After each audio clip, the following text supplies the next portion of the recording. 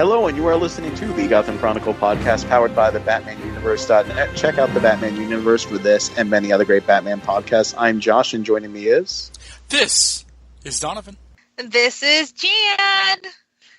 And we're going to be taking a look at The Masks We Wear, the most recent episode of Gotham. So Gordon is, having a lovely time in Miami, or no version of Miami that I've ever seen with, that looks like...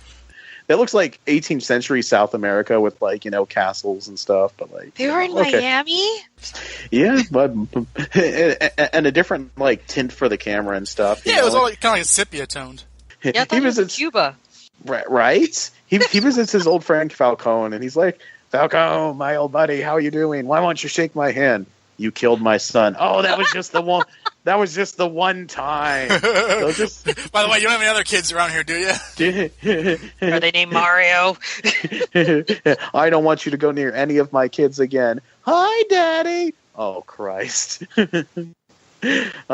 So he's like, Falcone, we need you to come back and defeat Penguin. He's like, the heck I will.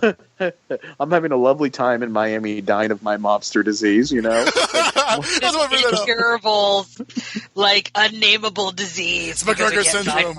Stage 1. I have McGregor syndrome. Well, that's okay. We always get Mr. Freeze to freeze you up until we find a cure. He goes oh my to the God, beach. That's true. He goes to the beach to longingly, search for more babes, and he sees, Sophia Falcone, who, it's very, very hot in Miami. So, sometimes when it gets hot, you get dehydrated, which makes you thirsty. And Sophia Falcone is thirsty, throughout this episode. Yeah, the second she sees Gordon, she's like, yo, yo, yo, yo, yo. It's like the Patty Mayonnaise music when, whenever Doug would see her. Yeah. Wait, did you guys go into that, together? We've trained together, so we have like minds. Oh my God, that was synchronized singing. That was intense. I was not ready. What if you say, I dare you to kiss Gordon on the lips? The Skeeter? Yeah, there's an episode where Doug has Well, that's the point of that. Sophia does seem to be more instantly attracted to Gordon than he does of her, but that's definitely not non-usual. She definitely pursues him. So they're at the beach. They're talking, and it's like, oh yes, I grew up here, and I was always protected by my brother Mario. Mario, where? Oh yeah. I'm sorry about this unavoidable tragedy of Mario mysteriously dying on us. Yeah, he's like, I'm sorry for what happened to him. I wasn't there. I was too late. I tried to stop that madman Gordon from killing him. For some reason, Gordon, not taking responsibility for the murder of her brother, turns her on even more, and they make out at the beach. And he returns to Gotham and, meets Officer Harper. He's like, well, I couldn't get Falcone. And then, she shows up. Actually, you got me. Because, surprise, I'm a mobster, too. You mean, last night? I was just a piece of meat to you? She's like, clean yourself up and you'll be hearing from me. Josh. Was I supposed to be crying? It's not official. Yeah. It's not official until he moves into her home. He has a home. He doesn't need to do that until she takes him anymore. off the street. You don't understand. It's never official. That's why, Valerie, disappeared so quickly. He didn't move in with her because he had an apartment.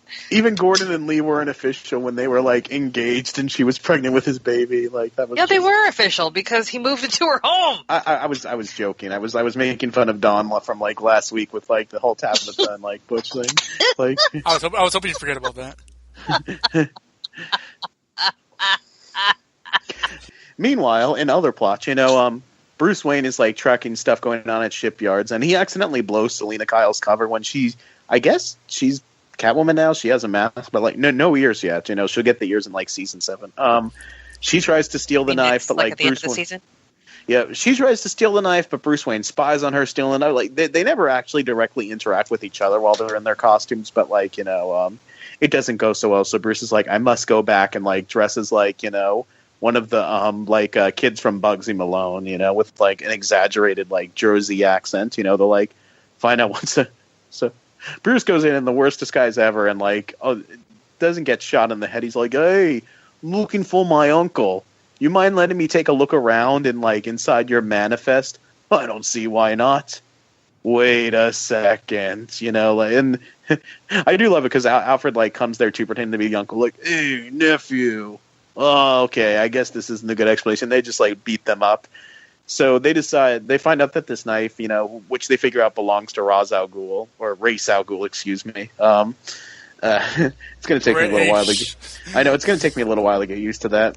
They find out that it belongs to him and that it's going up to auction. So, they decide that Bruce Wayne needs acting lessons and that he has to act like the biggest, teenage brat ever, which I love. So he, shows up at this auction, so good. He's acting like Arthur from the movie. Not Arthur, I say, hey, what a wonderful kind of day. But, the other Arthur, the drunk rich guy, pretty much. Anyway, so Bruce is at this, auction acting like this, bratty teenage guy. I love it when Penguin comes in. He's like, Oswald, my friend. And Barbara Keane's like, Bruce, you're gonna let me have the knife, right? Yes, of course. I bid $3 million. $2 million, get it right.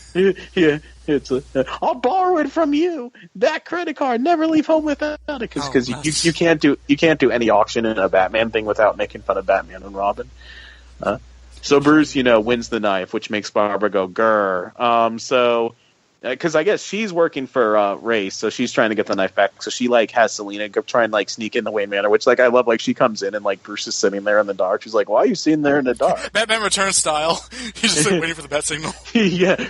Why are you sitting here in the dark? To which my answer would be, I don't know. Why are you breaking in through my window? Basically. Yeah, it's my house. Don't turn this around on me. So I think she was just genuinely surprised that he was actually up, but I was like, but why? You trained him.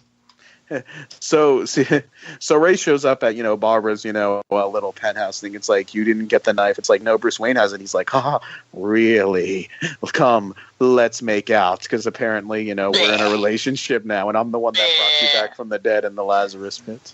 So that happens. The other plot is random woman working for Penguin who is the Riddlerette. Oh God, I forgot about this. Yeah, that was that. I'll be honest, that's my least favorite part of what was otherwise a good episode. I loved it so much. It was so stupid. She unfreezes Ed, but his just relax, the hibernation sickness, from Star Wars. But his muscles are tense because he's been frozen, and apparently he's lost his power to solve riddles, and he doesn't appreciate this girl trying to be the Riddlerette for him. So, anyways, as in Penguin, figure out that she's the mole in the organization, so she's whacked. But they're pleased to learn that Nigma's lost his riddle solving powers, and that's this week on Gotham.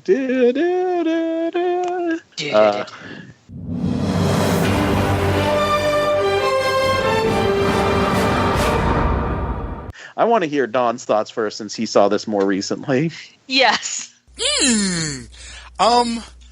Well, I have pretty talkable problems with this episode, but I did enjoy it overall because most of the episode. I know we went over the Gordon stuff first because that's the kind of podcast we are, but he really wasn't the majority. He wasn't in the majority of the show, which is why I was probably enjoying it. And I'm not saying that to be just to be a jerk, because generally whenever the story's not about him as much, it does seem to be a good episode. And this was basically Batman the show. Yeah, it is now. I've said before, but they are committing to this. Every scene of dialogue between Davi Mazouz and Sean Pertwee, it's Batman and Alfred. It's not young Bruce Wayne and his butler Alfred. It's Batman and Alfred. It's he might as well call him Penny One. Penny One, can you read me? Yes, I love Penny One. And it was good stuff. It was genuinely, because it was development. I loved all of Alfred. Teaching him, how to act in different circumstances. The Gordon stuff, it wasn't as it wasn't. Honestly, that was exactly what I was fearing, and I will bitch loudly about how they changed Sophia Falcone, as I knew they would going into this season. But at the same time, it was, for some reason, it was just as bad as I thought it was going to be, but also not as bad as I thought it was going to be. The Riddler-Riddlette thing, honestly, I knew that was happening. I'll talk about that later. But I thought the whole thing was kind of just this big exercise, just to I don't know. It was kind of a mixed bag as well. So there was stuff I didn't like, but overall I did enjoy it. And I guess we'll talk about Ra's and Barbara at the end. Jan, what you think? I liked it for the most part, mostly because I expected most of it and got almost everything that I expected. I loved naturally, Bruce is my baby. He's so adorable and precious. And I love everything that he does in this show. I can't not love it. And then, like, Alfred came in, and I was just so happy. I was like, oh my god. I didn't like the Barbara stuff, but there's stuff that I did like, and that I'll discuss later. Saz was there, which always keeps me, as a viewer, very happy. I liked Penguin in this. I liked the Riddler in this. I liked the fact that he couldn't get the riddles, and more importantly, because I loved his answers. Easiest riddles in the world. Yes, but I liked his answers. They might as well have done, why did the chicken cross the road? Yeah, a deformed baby. Next hit, that's obvious. Like, give me something hard. Like, I like that too. I agree with you, yeah.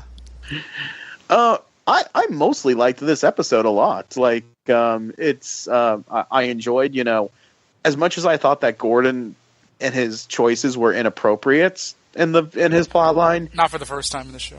Yeah, not for the first time. I still enjoyed watching it, even if like that is not Miami, but I wasn't expecting them to get Miami right. Especially because I think I said like last week, because of their like whole like Art Deco, this takes place in like the recent past thing. Like I wasn't expecting it's Miami in the DC universe. Yeah. So there was that, but I enjoyed watching that. I really dug the Bruce stuff, especially Bratty Bruce, which we'll get into, and I dug the whole Barbara and Selena thing, and seeing kind of like the revelation of what I've known since Comic-Con, that like her and Roz, or Race were. We do have to bring up that Bruce did straight up like he was reading, I don't know, the Bible or something, and he was like something Raish. He like prolonged the enunciation, which I thought was cool. All right, so going plotline by plotline, I guess let's talk about them hookups first. So, Jan, I'm curious because you seem to have been very, very against, Barbara and Raish, right? Yes. Okay. Yes. Good Barbara job. and Raish hooking up. I am curious if that's because you had some flowers in your heart for Sadiq. I'm just not going to pronounce anything involving like that actor or character tonight, but Alex, I guess, like I know that you had some crushes on the character. So was this a jealousy thing, or is there, I don't know, like is it a jealousy thing?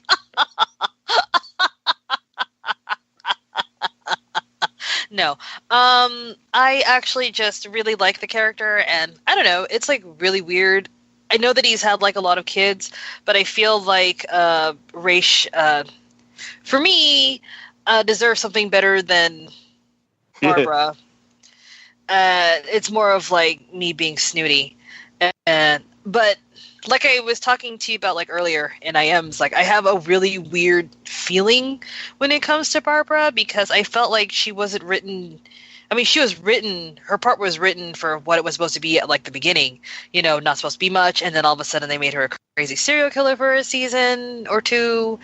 And then all of a sudden she was reinvented again and again. And while I don't really like the character, I think because for me, I mean, I'm not Aaron, so I don't know what kind of headspace she gets in to continue this character, or what the core of the character is for her, because I can't see one. That's a good point. And it just feels like we're just going to make her whatever we want to make her this season. Doesn't matter what it is. On the one hand, it bothers me that they keep changing her, because it feels like they don't know what to do with her. And it's like, well, we can use her as a plot device this way. She's just like a constant plot device and not like an actual person. But on the other hand, it's kind of like, to me, what Dollhouse should have been with Eliza Dushku. Like, if she had been the main character in Dollhouse instead of Eliza Dushku, she would have nailed it. Because one thing I know about Erin from watching her, even if I don't like Barbara, is that every time they reinvent the character, she goes in 110% and she nails it. She nails that character, and it's impressive. Yeah, I'm still trying to formulate my thoughts on the hookup. I think that's just for titillation. Yeah, I think so too. Or shock value or something. Like, my very first thought was actually like, Roz is thing has been where Gordon's thing has been, or like something like. It's a very mature way of thinking about it. And then like Now they're one of those, buddies. or they called it Wiener Cousins on Scrubs. One of the other thoughts that I had too was, well, like a thought that I had like a day or two later was like, wait, so he reveals that like, you know, yeah, he put her in the Lazarus pit, so like she was legitimately dead. He put her in the Lazarus pit and brought her back, and it's like, wait, so like why? And the only thing I can really like think of is to get to Gordon as a way of getting the bruise, or I don't know, like what was it about Barbara Keene that made him like specifically seek her out to like revive and train? He said that like he needed like not so much an apprentice, but like an ally or whatever. I mean, honestly, I think it's pretty apparent because of the show's writing that there is nothing about the character that is because this is the same character that like the Joker is like really interested in, and you know like James Franz, like, you know, you are, you know, my diamond in the rough, like, you know, my secret weapon. Like there really isn't anything about Barbara Keene that's all that special compared to all the other kooky characters. And I wanted to bring this up in comparison to like the Gordon and Sophia thing, because I don't know if it was my like innate senses or whatever, but like I mean I thought that I actually wasn't too bothered by the Raish and Barbara thing, because I feel that like this show uses sex as like a code word for deviance. Pretty much all the time throughout the 4 seasons. Like most of the time whenever you see sex, it's used. And I've said it before, and like I know Josh disagreed because of like Gordon and Lee, but like most of the time it's just kind of, you know, shorthand for they're being bad. But look how evil they are! All the sex. Yeah, exactly. Sex is evil. Yeah. Bullock and like his like season 1 hooker. Yeah, because Bullock is not a clean cop, so of course he's going to be like doing nasty things with a hooker for like no reason. Well, I even thought like an element of that was kind of broached in the like the brief like Renee and Lee theme, but also I mean I am Renee and Lee, Renee and Babs. Yeah, that's what I meant. I was like, when did Lee sleep with her? I need to go back and watch that episode. I don't even think Lee and her ever overlapped, like being in the same episode. I don't think they were in the same season.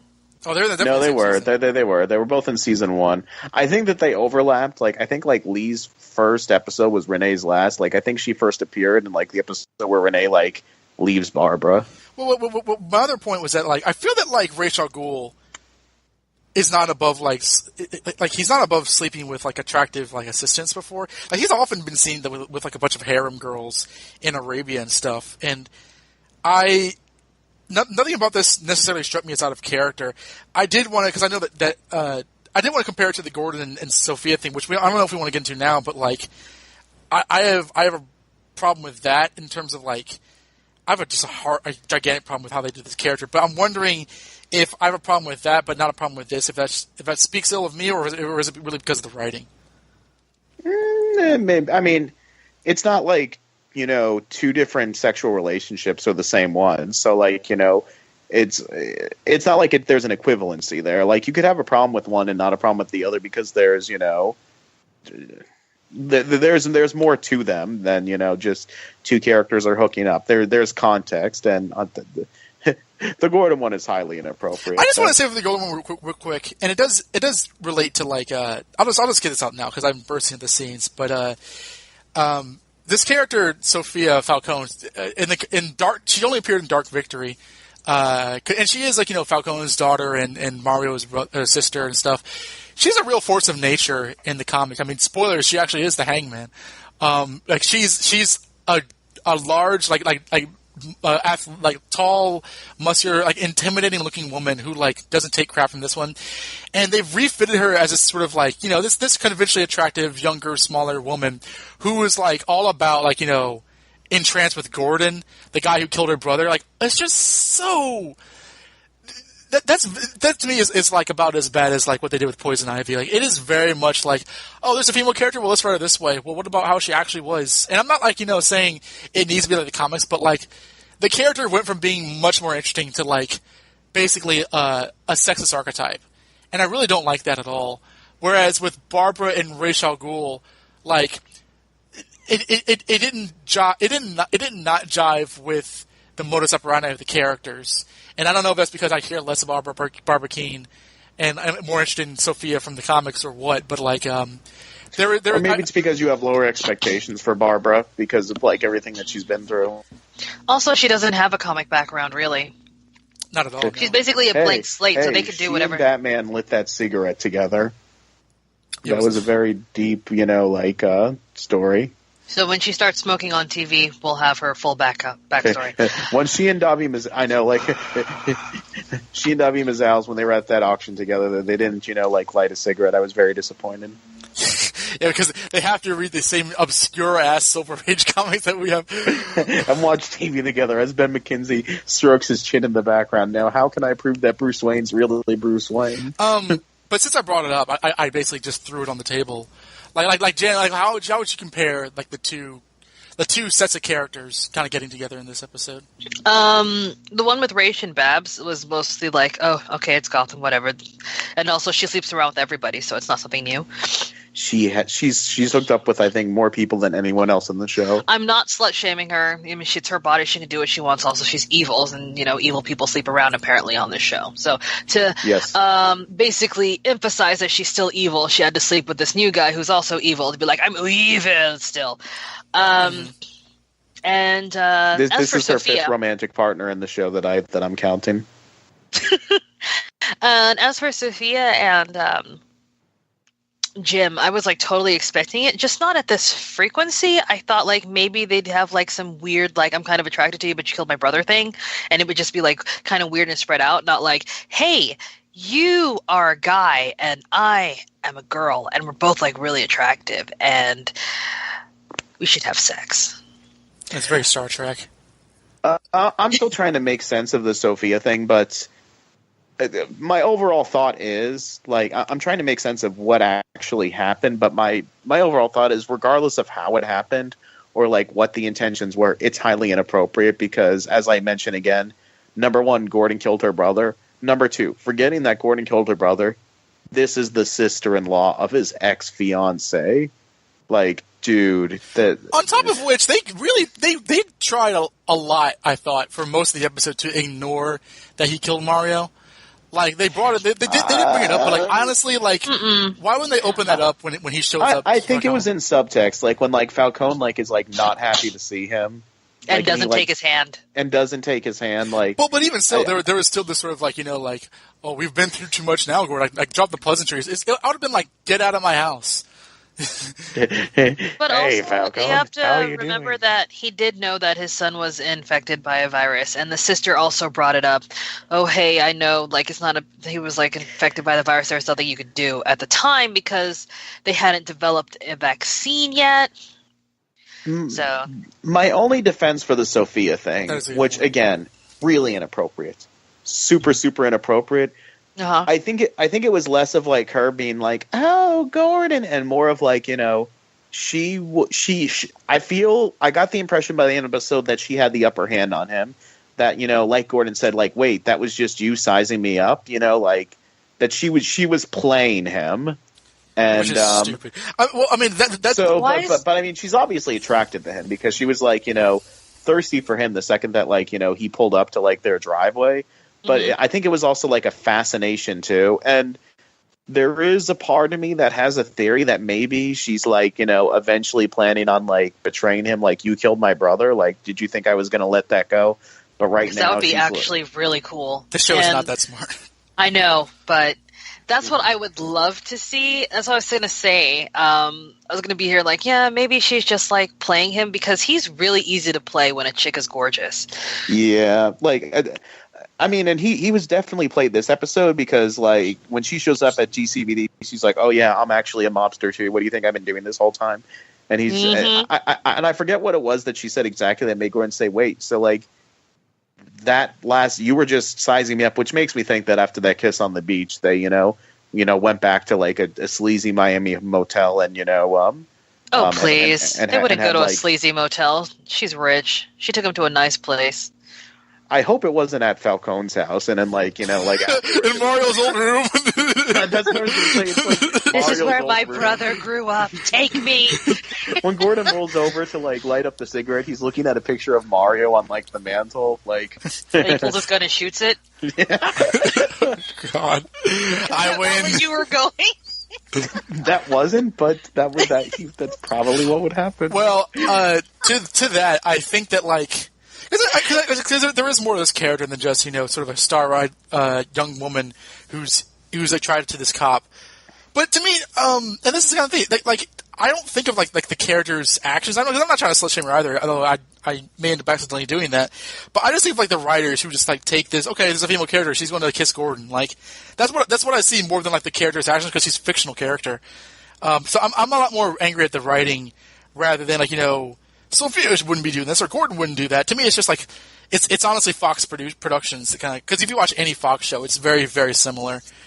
Yeah, I'm not ready to call it misogynistic because, like, we did reveal at the end that, like, it wasn't just her, like, ooh, a man, yummy, yummy. Like, she's after power, and she was like, I think, We can also say, so all of that was for nothing. And she was like, well, not all of it was for nothing. And I'm like, F off. like, you just met this guy, like, 12 hours ago.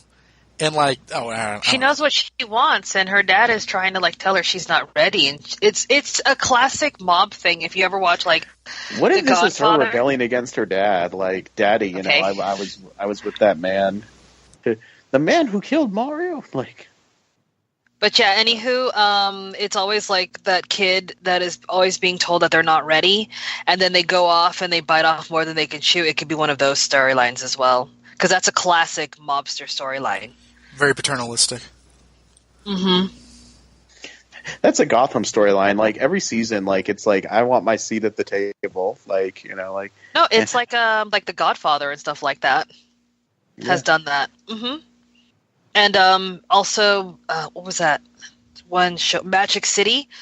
With the mobsters who owned the hotel in Miami, they had the same storyline because he was grooming one son that he wanted to be in charge, and then the other one's like, but I can take more responsibility. He goes like, no, you're not ready yet. And then that kid like went off and did his own thing and betrayed his dad. So it could be one of those storylines. You don't know. Well, that was also the same thing. Like to go to grab this kicking and screaming back to Dark Victory. Like Falcone had 3 kids. He had Mario, he had Sophia, and he had Alberto. Alberto was like kind of the wimpy kind of guy. I can't wait for Gordon to kill Alberto. Honestly, yeah. Dark Victory? Yeah, the second one. The one with Robin. The second what? The second, like because it's the sequel to Long Halloween.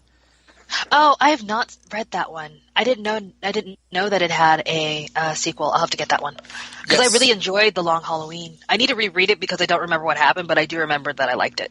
Yeah, Mario. It's okay. And, a lot of people who like finish Long Halloween are like, "Wait, what just happened?" Like, yeah, I just remember that it had Calendar Man. Yes, it did. And people are like, people finish the story like, "Wait, so who was Calendar Man?" Or you mean Holiday? Oh yeah, I'm sorry. Yeah, who was Holiday? Like, because like Mario and Sophia both. Holiday, not Calendar Man. Calendar Man is like an actual villain. Holiday was created for the story, like the Holiday. Oh, okay. I get them mixed up because I think it was like he was hitting on holidays, wasn't he? Yeah. He was killing mobsters on holidays, but like Calendar Man's the guy with like the tattoo on his head in the Arkham Asylum. Oh, okay. All right. No, did they get mashed together in the animated series? Neither of them are weird. I think Long Halloween came out after the animated series, like in '95 or something. But okay. Oh, you're thinking of a Calendar Girl, right? Oh my God! Thank you. Thank you so much. No, it's cool. But what I was going to say is that like Mario, like all of our jokes about Mario Falcone, he first appeared in Dark Victory. So did Sophia. Like there are these 3 kids of Falcone. This isn't a case of Barbara King where they basically make up a character and use her name. They do have characters that you can use in a storyline. And then like in Mario in the comics was supposed to be like he was in the show, a guy who had nothing to do with the mafia and kind of tried to legitimize the Falcone name. Alberto was a wimp, but like kind of tried to kind of be a tough guy.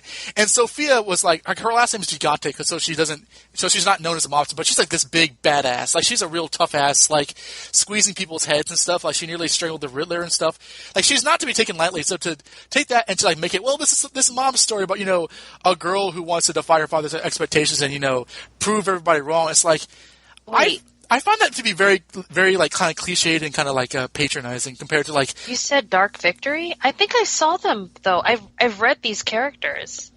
Mario did continue to appear in like the Dick Grayson Batman stuff, but like Sophia like only appeared in Dark Victory. Are you sure? Because if you've read it, I feel like I know all. I haven't read Dark Victory, but I feel like I've read all 3 of these characters. Mm-hmm. Are you sure they weren't in the Long Halloween? I'm pretty positive because I remember. Oh, you know what? I'm sorry, you're wrong. I'm wrong because Sophia did appear in Long Halloween. Because in Dark Victory, and Alberto was there too because he was like really wimpy. I remember them. They were in the Long Halloween. Yeah. I think Mario first appeared in Dark Victory, but Sophia does appear like halfway through in Long Halloween. Yeah, because I remember these characters. Like I remember her being like really big.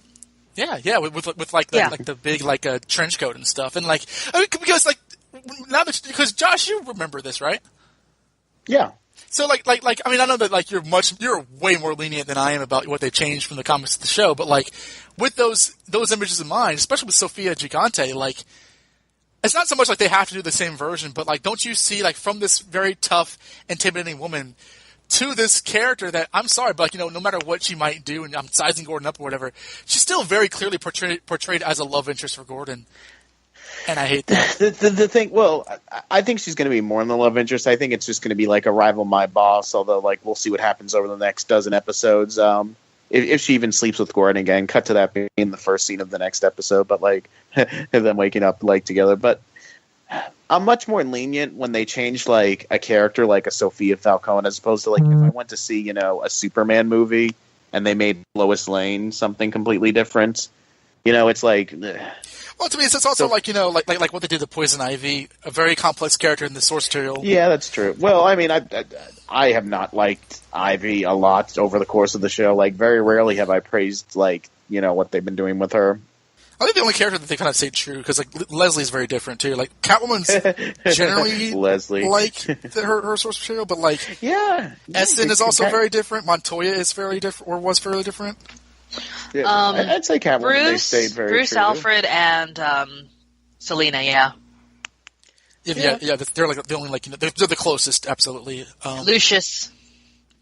More or less. Ish. Yeah. If you ignore the fact that they keep putting him in weird places that he doesn't need to be, the character himself, the way that he is written and the way that he reacts to things, I believe is very true to the character. Well, let's not get into this too much. From what I've read.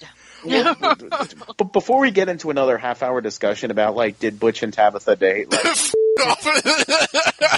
no, I mean we got to get back to the episode if we're gonna be here. So what do you think of just to wrap up the race stuff? What do you think of that little origin that we got for him at the beginning? And, I liked it.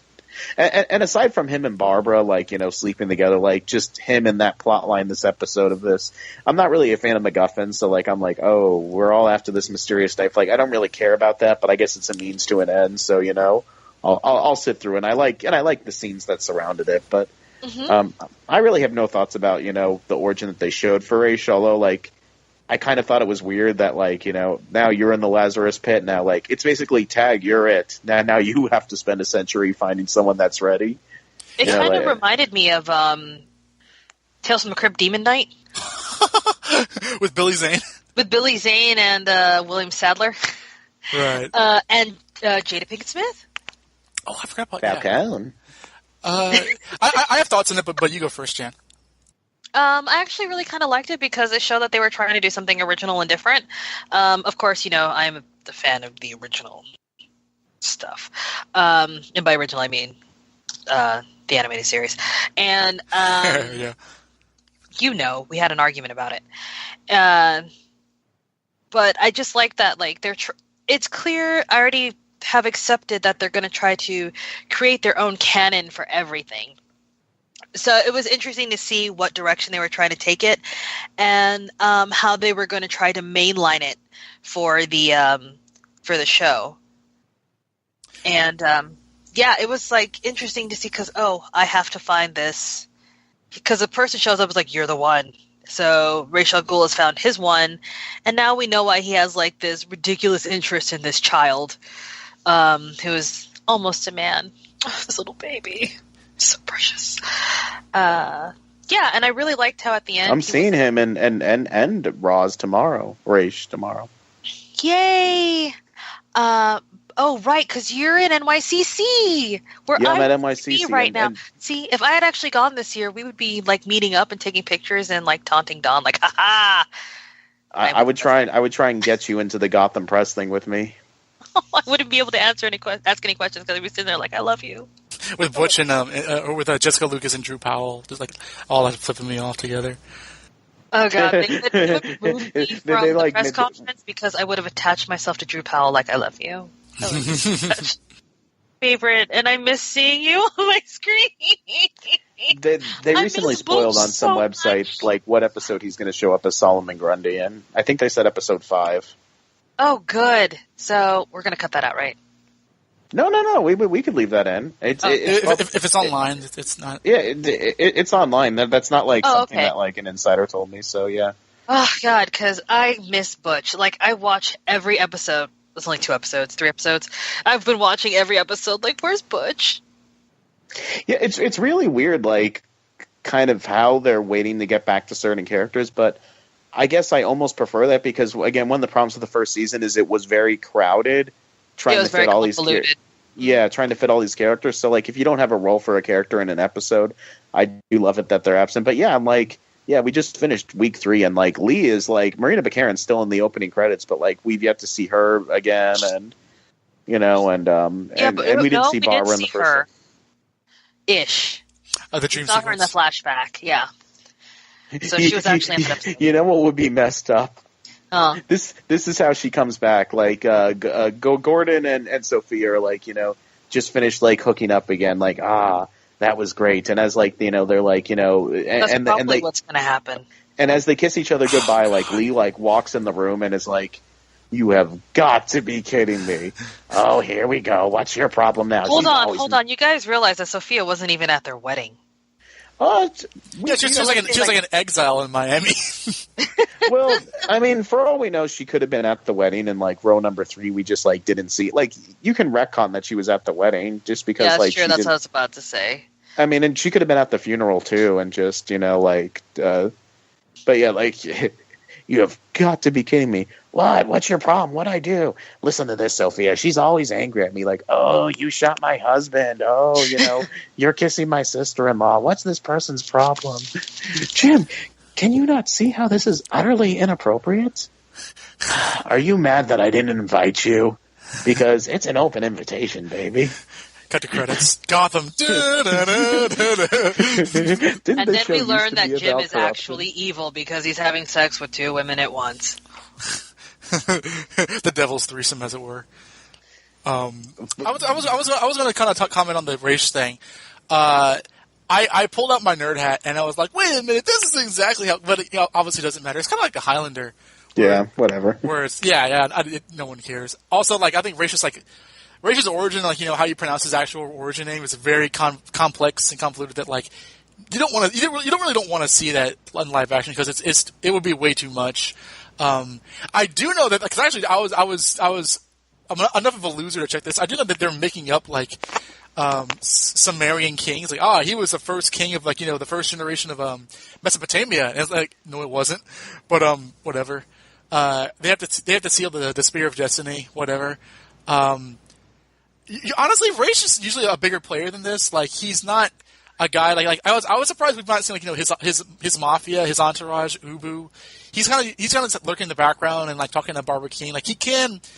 I think he should warrant a bigger presence. But so far, I do miss Ubu. I love the infidel. Yes, maybe Butch will become Ubu. I would be down for that because he. Well, I would be too.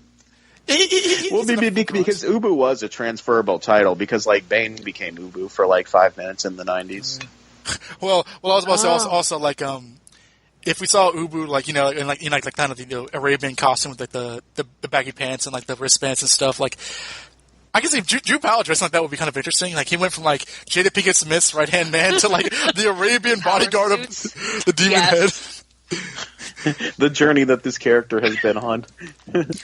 Solomon Grundy, he was made for the show, so I'm just happy he's Solomon Grundy. Like, that means he can never die. Again. Yeah. Just like all the other people that weren't supposed to die, like, you know, Maroney. I know, but I love Sarah Essen. I love Butch. So I have an unnatural attachment to this character. There's a lot of likable characters in this very, very terrible show. That's why we keep watching, because if they weren't likable, we would have quit by now. Let's be honest. Well, one kind of thing about the Barbara King, and Raish plot too is like, what do you think of Barbara's kind of mentorship towards Selena this episode? I missed that. What do you mean, like you missed it? Where's the or how'd the thing go? It's like, I ran into trouble when it wasn't my fault. It was some kid who interrupted my plans. Like that scene. Yeah, where Barbara's like, you have failed me for the last time. You failed to tell me wasn't a that mentorship. Batman would get involved. I see what you did there. I know what you're talking about. It's a kind of this like sort of like 1-2 relationship. I don't know. I feel like Barbara was kind of mentoring her there, like just tough love. It's kind of like you do it or you get out. Where was Tabitha in this episode? They asked her where she was, and I don't think we found out. She was taking a bubble bath. It was her week off. She was being sexy and crazy somewhere else. Actually, they even said, like, it's Monday. Where's Tabitha? Because remember, like, last week, she's like, I'll start work on Monday. And it's like, where's Tabitha? Oh, you remember some crazy stuff. Oh, you have no idea. Cut to like a scene. She's like stuck in traffic. Like, come on! I can't be late for my first day at work with Barbara. It's like, how did Selena get to work first? Like, don't they live together? Shouldn't they be carpooling? But she does roof jumping. Yeah, Tabitha's pretty agile. She chased Alfred and like through that dumpster. Yeah, but like Selena's mode of travel is literally just forget streets. I'll just run around on the roofs. Yeah, she's like Daredevil. She like flips around and like swings across stuff. And she wore a mask, but like honestly, like even like with that jacket and like that form, like everyone's gonna know it's Selena. But I guess it's one step closer to Catwoman. But it's like we can't have anyone a lot until they showed that them in the same shot. Like I thought she looked a lot like Bruce's costume. I was worried that like if they bumped into each other, I was like, they better recognize each other, because if they run into each other, like, who are you? I don't know. Like, who are you? Like don't. I would have laughed my ass. That would have been hilarious. Like the Green Lantern. Like I could understand if she didn't recognize him, but if he didn't recognize the hair, okay, yeah, I can see that. Well, she was wearing Selena's clothes too, but like. I'm like imagining a scene from like the first Raimi movie, like Selena's in like a hospital bed, like, oh kid, I'm in love with someone else now. We call him the Black Shadow. Oh no, he is pretty cool, like. Oh. And he and I talk about. Are you talking about Spider-Man? Yeah, the first Spider-Man. Okay, because you said the first Raimi movie, and I was all like the Evil Dead. Oh, the first Sam Raimi Spider-Man movie. Yeah, you need to be more specific. I don't run on your mental wave. I'm not Dawn. Or Stella. Not yet, anyway. What point were we on again? What were we talking about? We were talking about Bruce and Selena. Well, we are now. Yeah. I don't know if I got a large... Because we saw a lot of Barbara, but she was interacting with a lot of other characters. Probably just, Bruce and Selena, and I think Penguin at one point. I'm kind of over, like, Penguin, like, bullying her. Not that's uncomfortable or anything like that, but like he's like, you better tell me who you're working for. It's like, go, shut up. Like, stop that. Here's the thing about Penguin, though, that I really love, is that he is so full of himself, which is so accurate to me, to the comic book character that I've seen displayed to me. Like, ooh, I have all this power, I'm going to flaunt it because, yeah. Because I remember in that issue of The Dark Knight when Batman, like, broke into the window. He's like, you're going to tell me things. He's like, you don't have anything or you wouldn't have came in through my window.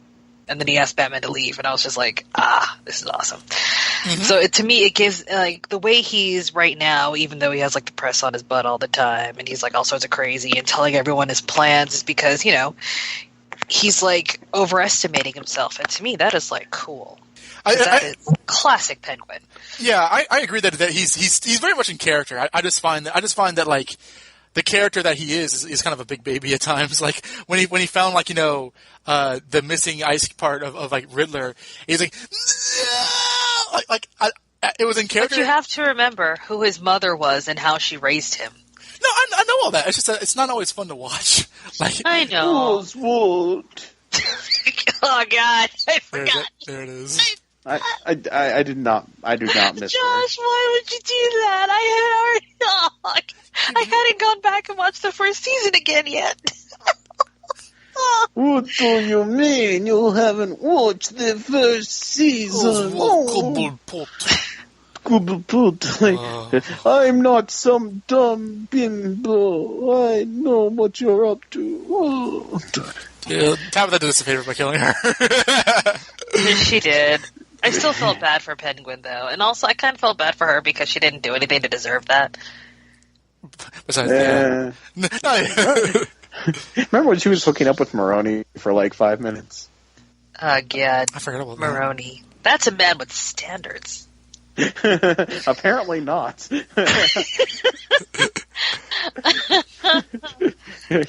I really love that. And just think, when Fish shot him, the last person that he ever laid his lips on was Penguin's mom. Oh, it's Tragedy. true. Oh man! Yeah, thanks for that information. That's a tragedy. She looks like one of those clown characters from Penguin's gang in Batman Returns, like with like the mess up hair. Yes, he looked like the lady. She looked like the lady who was like really who also later the bass guitarist from Smashing Pumpkins looked like. All right. Well, was she the one Tonight? She wasn't the one in like the Penguins are doing this like in the little microphone area. Yeah. Something is very wrong. Something's coming towards. And then she walks backwards, but floats backwards, when it's time to go. Yeah. She fades away. That was actually kind of funny. We should rewatch that film. I'll be down for it, especially for Halloween. It's a Christmas movie technically. No, it'll be for Christmas. It'll be in December. I'd like to finish strong with the Bruce thing, which means that let's get one of the other plots out of the way, which is the Riddler and the Riddlette thing, that was kind of my least favorite part about the episode. And I actually really liked that part. I would have preferred that Ed got unfrozen another way, because it's just, I don't know, after all the build up and everything and just him getting out that way, it felt, but I don't know what other way you would do it. It's not like he can sit there and plot his escape or well, something Frostillicus, that. just have it naturally melt, and Zaz forgot to put the heat on, but that would be silly. The ice on, the cooler on. Well, like the air conditioning, I suppose. Or maybe the only way to survive a situation that they're in is they have to turn the heat on. It's no, or Firefly comes in and there's a big fight. I don't know. I guess. This is as good as anything else, but it does kind of reek of a Deus Ex Machina to have this character that we've never seen before just say, "I'm your biggest fan," and have her be gone. I can a character say, "I'm your biggest fan," as somebody is bound to a bed, that's the whole misery thing. Yeah, I was thinking about that too, but I can explain to you why I thought that this was fine. Mm-hmm. Because if you know anything about serial killers, you will know that they get shit ton of fan mail. And people wanting to have their babies. So the fact that he has this crazy obsessive fan makes sense. Honestly, a lot of times when this show does make sense, and oftentimes it doesn't, but whenever it does, I still don't know. I still don't always love it. I'm not saying it didn't make sense. I just think that the writing of it was of a certain. Because the actress was good, and she did remind me a lot of. She was good. A lot of Jim Carrey's, and I did like how she called him out on that's not the right answer. She wasn't a sycophant. Those were the ease, even the kids have known those riddles since honestly, kindergarten. I did like those scenes of her reading the riddles and him getting wrong and him insisting that he was right. I thought that was fun. So insistent. He's a deformed baby. Next, yeah, move on. I was just this is the most awesome answer in the Batman ever. 1966 movie where he was a sparrow with a machine gun, of course. Well, yeah, that BS. I was even though this show has been brutal in the past and has killed innocents, I was surprised when she died. I was oh dang, because usually I don't know, Wow. I feel like usually when people die, it's quote unquote people who deserve it or something at the beginning of the episode. Oh, no. So No. That's not. Cause remember that time in when the pink flamingo where he shoot out that black woman's throat because it's Gotham, and I raised Cain about it for 30 minutes on the podcast. No, you're right. There is a history of it. I don't know why that's been out of my head for a while, but for some reason and even her death was pretty family friendly in that it was pretty much off screen and all. Especially by Zaz of all people. Yeah, you sent the text to us that if Zaz was alone with her, he would have done a lot worse than just shoot her. Yeah, I was actually very disappointed with that, just as Don was. I was expecting him to like put the gun away and pull out some knives and start smiling, and then they would cut to like black. Our mutual friend H. Shoot. No, that's too obvious. Let's make him Harry C. His job is captioning stuff. And well, now they know his full name. That's the joke. His job is to caption stuff, and he gets like he tells me he gets like Gotham episodes like weeks in advance. Like that hilarious scene between Alfred and Strange last season. He got that like a month out, and he told me that like he was like a couple of weeks ago that he was captioning this scene. So I knew pretty much that like Riddler would get freed by a woman who would like get hit in the head by him, then killed off. Like I knew that was going to happen. I didn't know it would be such a comedic relief kind of thing. I did not like. And her last words are like, "Thank you, I made it myself." Yeah, like, I didn't find any fun. I mean, I thought that was very nice that he said it's a nice dress. Like that is a real. He didn't have to tell her that. He actually genuinely appreciated that. But you know what I mean? He genuinely appreciated the dress and wanted her to know that he appreciated it before he offed her. That was a very nice thing. Like I feel like Zaz is actually a really nice guy. He's a serial killer with heart. Yeah. Like I don't think that was the intention. I mean, maybe I didn't get that. I didn't get the fact that like that Zaz was being a nice guy. I just thought that he was being a dick. No, he was totally. He doesn't say things that he doesn't mean. If you ever I'm not sure if Jan's being serious or not. I am serious. Like when you watch him, he hasn't lied to anybody or like said anything mean to anybody. He's always like please and very polite, and then she kills them. I don't know. He didn't throw shade at that guy in the premiere for being a cheapskate. I mean, whether he was nice or not. Again, to me. I mean, if I was going to get like murdered by someone who complimented my dress, I'd be like, well, at least I know I'm dying in something like decent. I just thought that like she was like so much of a joke character that like she's in love with the Riddler who doesn't appreciate her. Then he walks her on the head, and then like she tattles on the Riddler, then gets shot. What a loser! Like that, all of that rubbed me the wrong way. The actor was good, and I did like the scenes between her and Riddler when they were kind of going through the riddles. But honestly, I that entire thing. What a loser! I didn't get that impression. That's how I feel this show was like trying to have you come away with it. It's just like the way I feel like we're supposed to look down on her, that she's pathetic, but like I didn't feel like she deserved to die. Like I did feel somewhat sympathy for her. I don't think she deserved to die either, but like I feel that like because I just got that she was like actually kind of like smart and resourceful and. She was manically obsessed. She did plan, to infiltrate and everything. That is true. I think that, like, this is the way I think I think that's all true. Like she is, she's smart, and then she did call the Riddler on his crap. But like, the way that the show, like, what I took away from the show, in the way that they kind of presented it, was that despite her resources and her relevant intelligence, and the fact that she was a clever character, like, her obsession with the Riddler was like not something to like find interesting. Just kind of like, okay, well, wow, she's, people who find themselves attracted to serial killers are like not people we should like, root for. It was more that she was like mentally ill, not that like she's a bad person because she's a child. She's like, oh, there's something. Right. I don't know. Maybe I couldn't take her seriously as a threat because of how wacky she was. I couldn't take her seriously as a character whatsoever.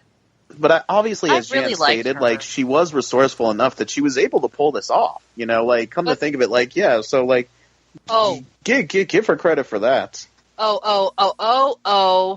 But guess who else was basically the same character? Who? She's very popular. How? What are we talking about? Harley Quinn? Basically the same character. Oh, obsessed with the killer. Obsessed with the killer, smart enough to break him out. Actually, I'll give you that. Over his entire persona.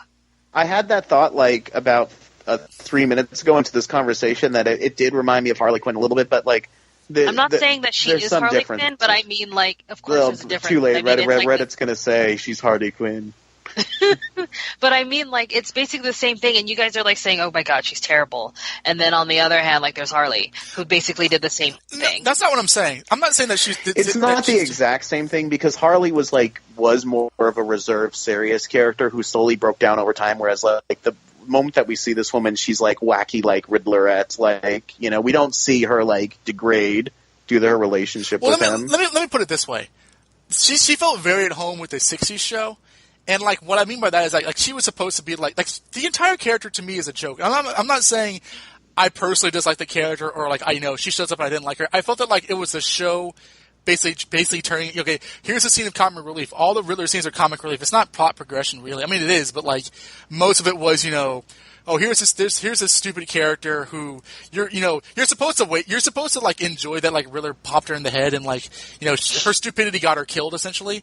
It's that kind of thing that I think the show is doing more so than the character herself. No matter what positive things you could say about the character, at the end of the day, she was... I wouldn't say it was stupidity. I think she just had her guard down because she was just so enamored with him and didn't see him as a threat because she's like, I'm here to help you. So she didn't think he was going to, like, hurt her because she was literally just trying to back him up. Yeah, but I feel that, like I think that that's all, like, a byproduct of, like, the writing, which was... I think the writing's intentions were for you to take away that it was stupid, whether it was or not. Like, at no point did I take this character seriously because I felt that the show didn't want me to take it seriously. I mean, I really thought he was going to be in that bed longer. I did too, though. I thought that was going to be kind of like the Riddler and Penguin thing where they were like, it was at least another episode where they were like in that trailer. Yeah, or something. Because she had like the acupuncture and then he couldn't move her. Of course he could move, but he was pretending not to for some reason. And then she helped him figure out a bunch of stuff. And then, I mean, I'm pretty sure if she looked like Isabella. Well, I mean, he would have stayed there longer. Oh my god, can you imagine if they had Chelsea Speck come back again to play a third? Oh no. I would have been here for that. I would have been like, I don't even care anymore. He wakes up and he's like, Miss Kringle, is that you? What? No. I'm the Riddlerette. It's like, you look just like Isabella and Miss Kringle. Like, every season, we're just going to bring her back to play like a new character. Then it's like, okay, obviously Indian Hill is behind this. Yes. Well, and then there's a bunch of Kringle clones for like no reason. It's like Pokemon, where like every town that they go to, there's a Nurse Joy and an Officer Jenny. That Yes. Awesome. Yes. That's funny. Or we reveal that like Ra's al Ghul, like, took Miss Kringle in the first season, dipped her in a Lazarus pit, and like sent her back as Isabella, but then she died again. And he like dipped her into the Lazarus pit once again to like become the Riddlerette. Honestly, that's true. This is the worst version of Ra's al Ghul ever. His priorities are bad. He's like Hugo Strange. Put her in Indian Hill and brought her back to life. And she just like wanders out. She's like, yeah, I was in Indian Hill in season 2. You didn't see me? They like make fun of the fact that people can come back to life like every episode now on this show. Like somebody mentions it. Well, I mean, we have the Lazarus Pit on the show now, and unlike the Lazarus Pit in the comics, like you can use it. Well, actually, the Lazarus Pit in the comics, the rules are inconsistent because like the thing with the Lazarus Pit is that like if someone has died, they must have just died. You can't put like a because like a corpse. Yeah, not a skeleton or anything like that. Yeah, you can't just put like a person who's been dead forever. Right. It will drive you insane, and it only works for certain people or something, I think, too, or... well, in the comic books, they have to, like, really, like... It's whatever the plot wants it to be. Put a cap on it, because otherwise, Didn't Black Canary drop in there? Yeah. Yeah. I forgot about that. It de-aged her. But yeah, like, because Alfred had some Lazarus Pit on him in this, and Barbara Keane's been in there, and Ra's was in there, so, like, we know that it's... Well, Ra's has never been in there. If they said Ra's is like, I've never been in the Lazarus Pit, I would have, like, thrown my computer out the window. I would have quit the show. We saw him in there at the beginning of the episode. But now, the best for last, this Bruce plotline. I love bratty Bruce. I love the whole, Oswald, my friend, and, like, him, like, trolling Barbara Keane, and, like, yes, that was... I love every Bruce. Bruce is my baby. Oh. You can tell that Davi Mazouz loved doing it, too. Yes! Getting a real kick out of it. Oh, God. I loved him when he went on the ship as Malone. And I loved, like, he's like, I'm here for my Uncle Al. And I was like, oh, my God. Did he actually call himself Malone? I don't know. I thought she... Well, because like Matches Malone killed his parents in this show. But did he actually call himself Malone this episode? I think he just said, I'm looking for my uncle. I don't think he said, I'm looking for my Uncle Al, and that's all he said. He's like, I think he works on the ship, and my aunt sent me. And then he had, like, that thick accent, and I was like, oh, I love Alfred showing up, like, in costume. I told you not to be coming looking for me here. I was like, damn, Sean Pertwee. That's a good one. Look at you, being American. But then they don't buy it, so they beat them up. That's fine. I mean, I just love that he showed up and like threw them off guard, and also gave them the upper hand, and then just started beating the shit out. We've kind of had this repeated theme like every episode this season so far, where like he's tried to do something Batman-y and he's failed, and Alfred's like come in to save him. Yeah, I also like that he's trying on different personas too, which is nice. Oh yeah. I love that, and I do love that he's like I think it's a little repetitive that like, you know, each week he fails and Alfred saves him, but I'm loving that he's failing because obviously he's like, you know, he needs to learn. Well, he's 2 pointy years away from being Batman, so showing that he still has a long way to go, like, helps, you know, like, helps make us say, like, why is he not Batman this season then if he's, like, wearing this costume, so. I also want to mention that, like, and I mentioned this when I was, like, texting you guys about it, that I like the tidbit of Alfred, like, teaching Bruce how to act. Like, suggesting it, and, like, you know, saying, like, you know, you should, you know, be the role you were born to be, but your parents didn't want you to become, and like all that stuff was like mwah, like that was like yes. Know, this show gives me a lot of crap, but like that was perfect. Yes. Because I think in TAS he was all about, like, I used to be in the theater, then he was also doing stuff there, and like I told you, they also you're like saying that they always forget that he's been an actor, but I was telling you that they covered it in the New 52 as well, and I think also I don't know if they're doing it in Rebirth. I need to catch up. I don't know if they brought it up on Rebirth, but like because it's one of those things where like yes, Alfred does have like government training, but this is also a guy who when he first appeared like was a goofball, like.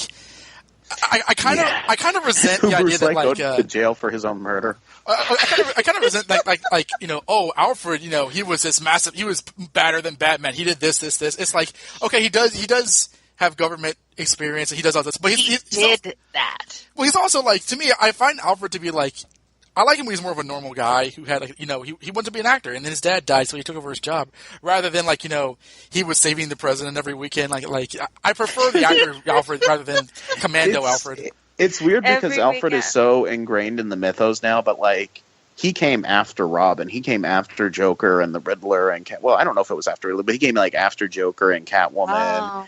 He came later into the history, like, and like Robin was already established, and he didn't even know Batman and Robin's identity until like the middle of like the first Alfred story. It's not until Batman Year One where they say he was there all along. Yeah, it was like until the 80s where it was like, oh, he actually raised Bruce, because like pre-Crisis, it was always that Alfred did not meet Bruce until Bruce was an adult. Oh, that's nice. That's interesting. Because, you know, for me, Alfred has always been there, but, you know, 80s child. I mean, I grew up knowing that Alfred was always there. I think it works better as a story. Absolutely, it is an improvement, and it on the original. It keeps Batman from raising himself, honestly. Well, because pre-Crisis, he was. It depended on the story, but like he either lived with his Uncle Philip. Yeah. He either lived with his Uncle Philip, or Uncle Philip like was away on business, so the housekeeper, Mrs. Chilton, was raising him, and Mrs. Chilton was actually Joe Chill's mom. So like Bruce was actually. Yeah. I know, it's all crazy. Bruce was raised by the mother of like the man that killed his parents, and he doesn't know that she's Joe Chill's mom.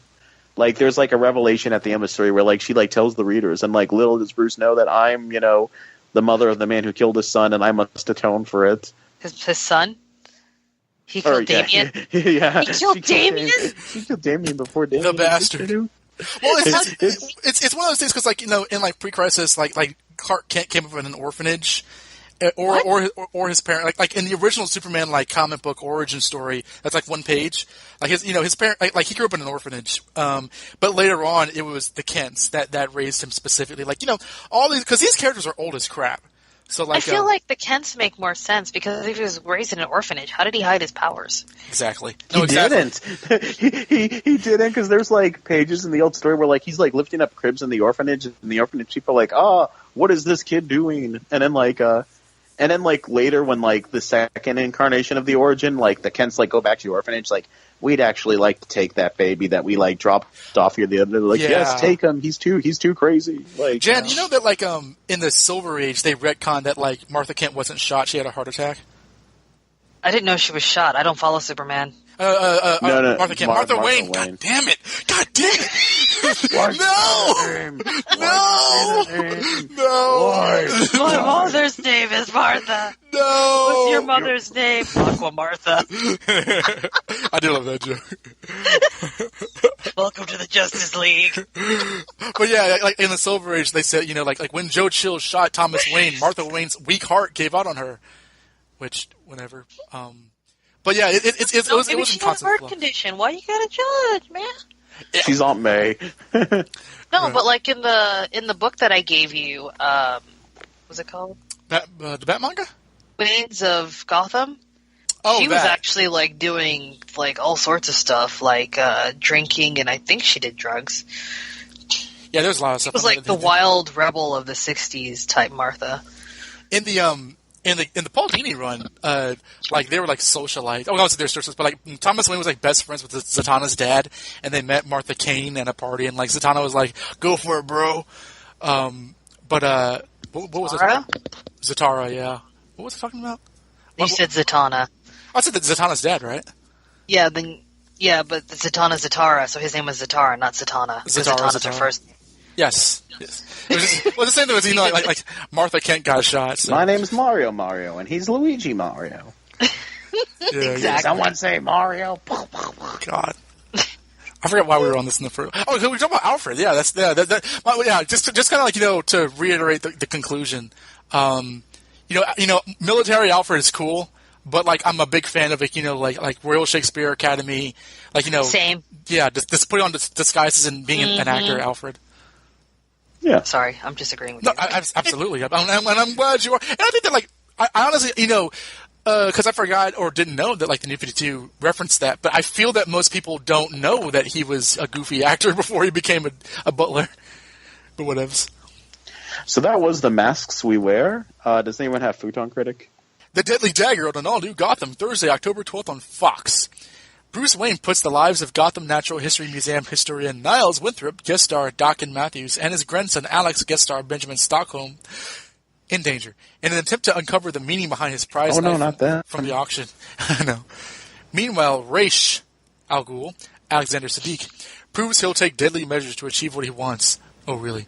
Also, with Sophia Falcone, Crystal Reed, in town, she is on a mission to win back Gotham from Penguin and the all-new A Dark Knight, The Demon's Head episode of Gotham airing Thursday, October 12th, 8 to 9:01 Eastern on Fox. Guest cast, Dockin Matthews as Niles Winthrop, Benjamin Stockholm as Alex Winthrop, Nathan Darrow as Mr. Freeze, Anthony Kerrigan as Zaz, awesome, Kelsey Griffin as Detective Harper. Oh, did you recognize her from Dragon Con, Josh, in this episode? I looked up because I found the girl's business card. I don't think it's the same girl. So apparently this girl's been around since Pax Penguina, the one who they introduced I met. Yeah. So no, Officer Harper, but watch Mr. Freeze just like refreezes Riddler, like, oh no, you don't, and he's like frozen for another 5 episodes. Awesome. All right, I'm about to play this. All right, yeah, I'll watch it too. Hold on. I'll watch it again. What it is I bought. What's so special about this night? Destiny 2,000 years in the making. Did you link the promo in the chat? With this sacred blade, blood will Ra's al Ghul. 1,000 years in the making. You want to play detective? Who is Ra's al Ghul? With this sacred blade, blood will flow. This night, why are people dying for it? I'm gonna have to mute my. Oh no, I can't mute it without tapping this. Don't worry about it. Just listen to it. All new next Thursday. Gordon gets beaten up, and Bruce's like, "This is all my fault." It's like this happens every episode. No, it would only count if I dig Barbara's hair. I do not. Yeah, I don't like it. I liked it better when it was fluffed out. That whole slick back thing just makes me think of what? It looks like a wig to me. Yeah, it looks actually because they bleached it so much, because it is platinum blonde. It looks very dry. They need to hydrate it. But I'm so excited. Like, Jim is like, yeah, like, what is so important about this knife? Which means he's gonna be all up in that soup and ruining everything. But that's fine. Whatever. I mean, Babs is already in there, so why not Jim? Jim, you can't have sex with that knife. It's not your sister-in-law. Oh, let's not start. I don't care. Gordon's always doing that. All right. It's interesting that I need that knife to kill Mario. I like seeing like Gordon and Bruce, because they don't have enough scenes together in this show, so I thought that was kind of cool. They do not.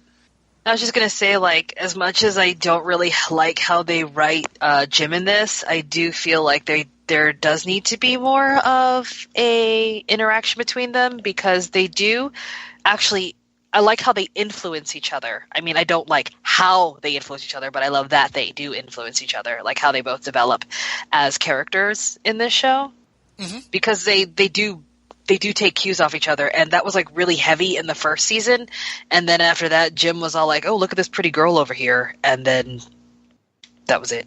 Are those boobs I see? Then he just like face shoves Bruce off a bridge. It's fine. I'm kind of with Josh after seeing this promo that, like, the MacGuffin of the knife, like, we must find out what this knife is doing on the next Gotham. Like, that really does engender excitement. It's the treasure map of, like, last season. Yeah, it's a crystal from Crash Bandicoot, The Wrath of Cortex, but it's a means to an end. But as long as this episode surrounding it or whatever, like, oh, all right, I can tolerate it, because, like, as much as I didn't like the knife, I love the auction scene.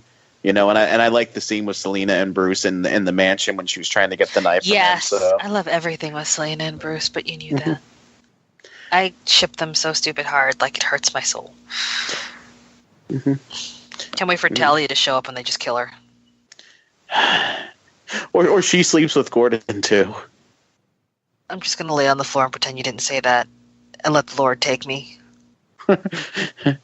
So while Jan's on the floor, until next time, gang, this is Josh. This is Don. I'm gonna die on the floor. And you've been listening to the Gotham Chronicle podcast.